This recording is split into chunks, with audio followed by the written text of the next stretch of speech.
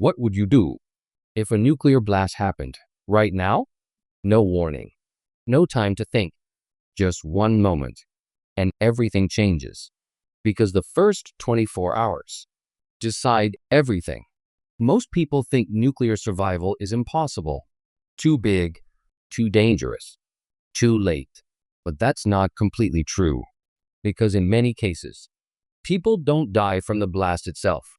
They fail in the hours after. And the truth is, what you do in the first few minutes can decide if you live or not. A nuclear explosion doesn't just destroy. It creates confusion, silence, and something far more dangerous: fallout. The real danger isn't always the blast. It's what comes after. Invisible particles, moving through the air, settling on everything. And if you don't understand this, your own environment becomes the threat. Imagine this. You're inside your home.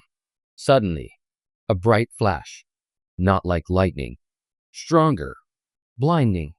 For a split second, everything turns white. Then comes the shockwave. Windows shake. The ground feels unstable. And then, silence. In that moment, you don't have time to analyze. You act. If you're outside, you need to get inside immediately. Not later. Not after checking. Now, the nearest building matters more than the perfect one. Because distance is your first protection. Once inside, your goal changes. You are no longer escaping. You're reducing exposure. Move away from windows. Go deeper inside the structure, the center of the building, or even better, a basement. Because the more walls between you and the outside, the safer you are.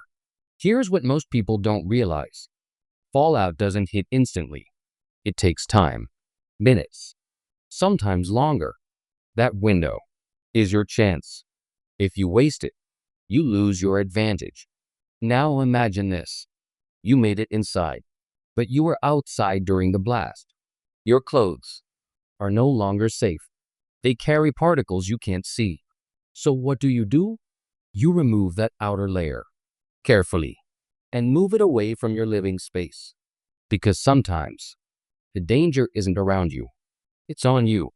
If water is available, use it. Simple cleaning can reduce risk. Not perfectly, but enough to matter. This isn't about being clean. It's about reducing what stays on your body. Now comes the hardest part. Waiting.